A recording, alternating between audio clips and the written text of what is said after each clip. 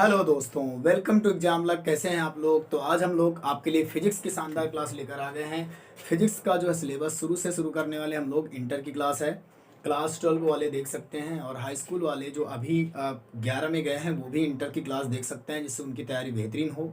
तो हम लोग आज फिजिक्स का पहला चैप्टर स्टार्ट करेंगे क्लास 12 के लिए, जिसका नाम है स्थिर वैद्युतिकी तथा आवेश, स्थिर वैद्युतिकी तथा कूलॉम का नियम, या स्थिर वैद्युतिकी तथा वैद्युत क्षेत्र। ठीक है,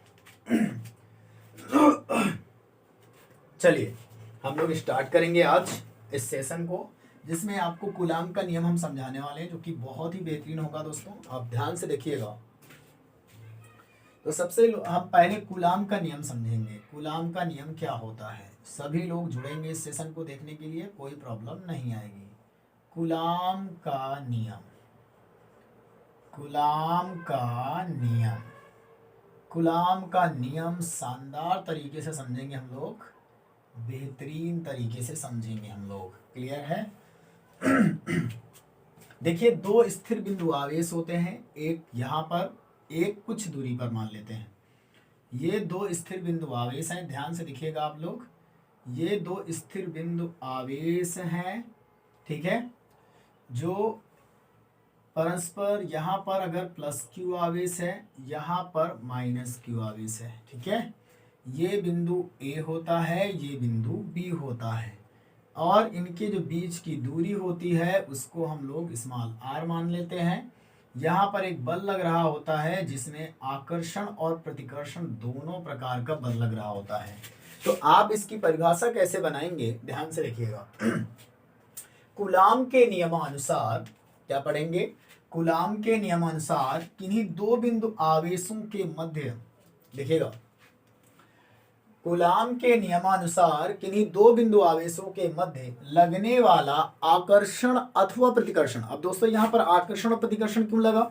क्योंकि हमको इन आवेशों को स्थिर रखना है, इन आवेशों को स्थिर रखना है। ये आवेश परस्पर आपस में टकरा नहीं सकते, आपस में स्थिर रहेंगे या एक दूसरे से चिपक नहीं सकते, इसीलिए यहाँ पर आकर्षण और प्रतिकर्षण दोनों प्रकार का बल लग रहा है।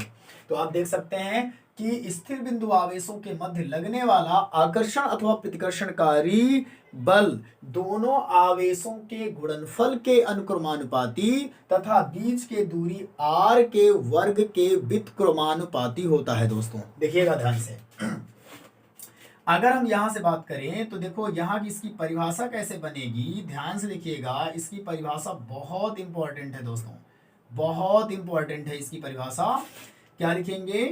किन्हीं दो बिंदु आवेशों के मध्य, किन्हीं दो बिंदु आवेशों के मध्य, किन्हीं दो बिंदु आवेशों के मध्य, किन्हीं दो बिंदु आवेशों के मध्य, किन्हीं दो बिंदु आवेशों के मध्य लगने वाला, लगने वाला, लगने वाला आकर्षण अथवा प्रतिकर्षणकारी बल, आकर्षण अथवा, आकर्षण अथवा प्रतिकर्षणकारी बल, प्रतिकर्षणकारी बल, प्रतिकर्षणकारी बल दोनों बिंदु आवेशों के, दोनों बिंदु आवेशों के, आवेशों के गुणनफल के, गुणनफल के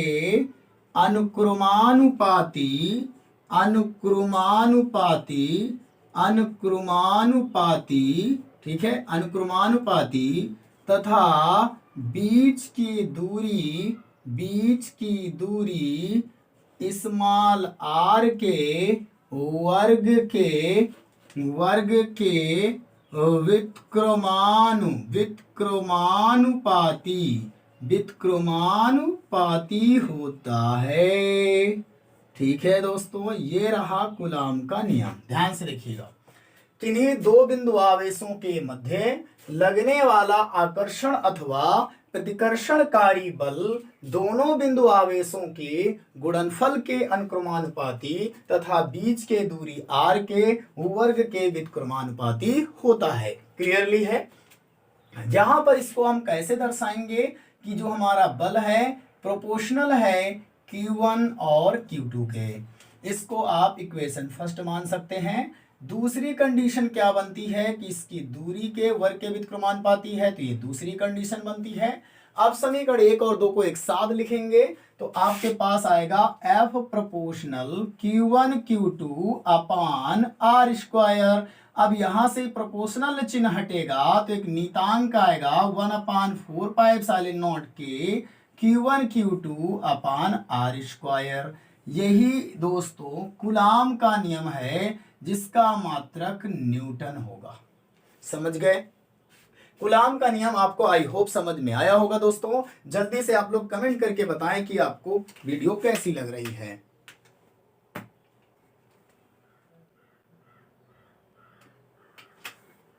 जल्दी से आप लोग कमेंट करें और बताएं कि वीडियो कैसी लग रही है। अगर वीडियो अच्छी लगी है तो वीडियो को लाइक करें।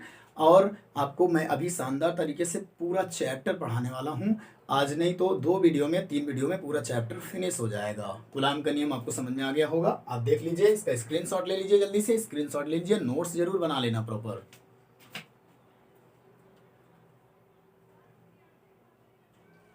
चलिए अब हम लोग आगे चलते हैं, आपको बताते हैं कि इसको कैसे करना है। आगे आगे चलते हैं, ठीक है। हम लोग इसकी बीमा निकालते हैं। इसकी बीमा निकालेंगे हम लोग। क्या निकालेंगे दोस्तों? बीमा निकालेंगे हम लोग, है ना। अब हम बीमा की बात कर लेते हैं, बीमा की बात कर लेते हैं। तो बीमा की बात करेंगे तो देखिए एफ प्रोपोर्शनल क्या होता है। एफ प्रोपोर्शनल 1 यहाँ पर देखो प्रोपोर्शनल हट गया था तो 1/4πε0 के आया Q1 Q2 अपान R स्क्वायर आया। तो यहाँ ε0 की बीमा निकालेंगे हम लोग। तो ε0 को हम कहाँ ले जाएंगे? इधर ले जाएंगे। तो ε0 यहाँ पर देखिए 1/4π के का मान तो 1 हो जाएगा वायु तथा निर्वात में। और तो यहाँ पर 1/4π है, ये नीतांक हो जाएगा, एक नियत राशि हो जाएगी, ये नीतांक हो जाएगा। तो हमारे पास बचेगा क्या? F बराबर 1/ε0 बच जाएगा, Q1 Q2 बच जाएगा, अपान में R स्क्वायर बच जाएगा। ε0 को इधर भेज देंगे तो ये ε0 बराबर क्या आ जाएगा? 1/F आ जाएगा, मल्टीप्लाई Q1 और Q2 आ जाएगा, बटे में R स्क्वायर आ जाएगा। ये ε0 Q आवेश, देखो आवेश का मात्रक कूलाम होता है, तो इसका मात्रक भी कूलाम, इसका मात्रक भी कूलाम, तो इसका मात्रक कूलाम हो गया, इसका मात्रक भी कूलाम हो गया। आप देखते जाइएगा बस। यहाँ पर F का मात्रक न्यूटन हो गया क्योंकि ये बल है। इसके बाद इसका मात्रक क्या हो गया? मीटर, तो मीटर क्योंकि इसमें 2 लगा तो स्क्वायर हो जाएगा। तो ε0 का मात्रक क्या निकल के आया दोस्तों? निकल के आया कूलाम स्क्वायर बटे newton metre square. Coulomb square प्रति न्यूटन मीटर स्क्वायर इसका मात्रक निकल के आया। अगर हम बीमा की बात कर लें तो यहाँ पर बीमा देखो कैसे निकालोगे आप। थोड़ी सी लाइट जा चुकी है दोस्तों, परेशान न होइएगा, आपको दिख रहा होगा, ठीक है।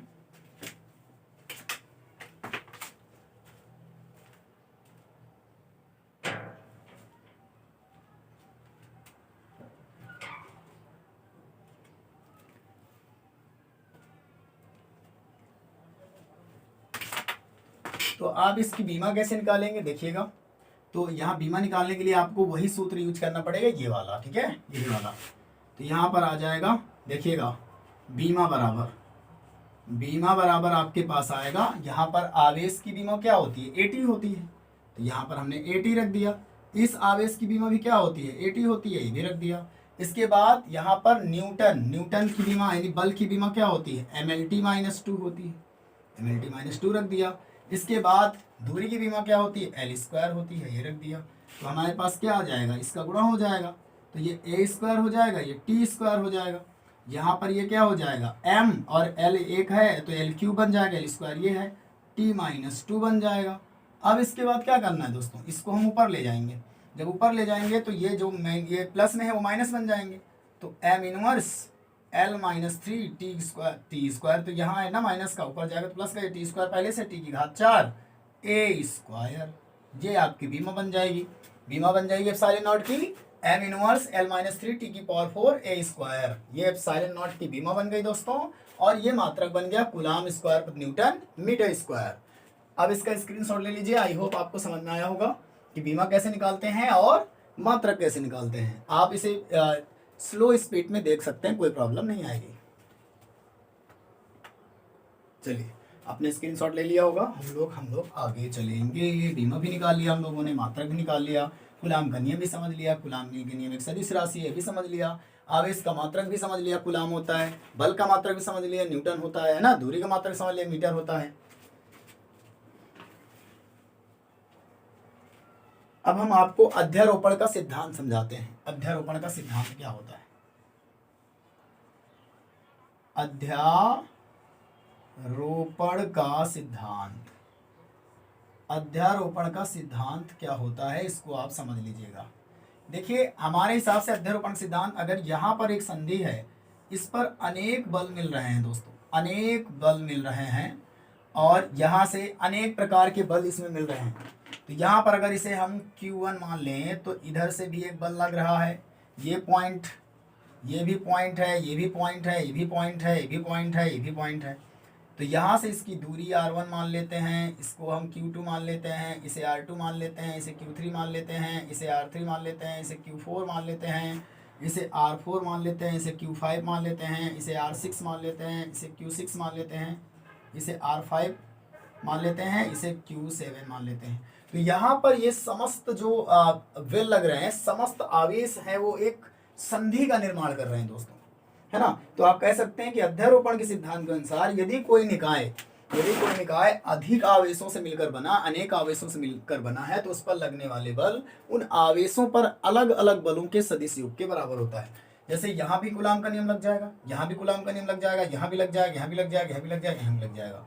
तो यहाँ पर टोटल बल जो निकालेंगे वो यहाँ पर पहले Q1 और Q2 लेंगे, तो 1/4 पाई एप्सिलॉन नॉट के Q1 Q2 अपान में R1 स्क्वायर हो जाएगा। इसी प्रकार इसको जोड़ते जाइए, आप इसको जोड़ते जाइए। देखिए ये F1 बल लग रहा है, इसके बाद F2 बल क्या आएगा, यहाँ पर F2 बल भी देख सकते हैं, इसकी दूरी आएगी तो 1/4 पाई एप्सिलॉन नॉट के, यहाँ पर Q1 और Q3 लग जाएगा, यहाँ दूरी R2 माना, R2 स्क्वायर हो जाएगा, F3 निकालेंगे। इसी प्रकार आप सबको निकालेंगे टोटली, और ये जुड़ के आएगा F vector is equal 1/4 pi epsilon not के Q1 Q2 अपान R1 square plus dot dot dot, last वाला आप 7 वाला ले रही हैं, तो ये 1/4 पाई एप्सिलॉन नॉट के Q1 और Q7 लेंगे और बटे में R5 स्क्वायर हो जाएगा। यहाँ से आप कॉमन ले सकते हैं, वेक्टर बराबर Q1 और Q1 तो कॉमन हो जाएगा, सभी में है, 1/4 पाई एप्सिलॉन नॉट के आ जाएगा और अंदर बचेगा Q2 अपान R1 square plus dot dot Q7 अपान R5 स्क्वायर। यही आपका क्या कहलाता है? अध्यारोपण का सिद्धांत कहलाता है। आराम से आप इसे कर सकते हैं, कोई प्रॉब्लम नहीं आएगी, कोई इशू नहीं आएगा। इसके बाद हम नेक्स्ट वीडियो में देखेंगे कि वैद्युत क्षेत्र की तीव्रता क्या है, ये क्या है, वो क्या है, ठीक है, उसके बारे में समझ लेंगे। चलिए बाय बाय।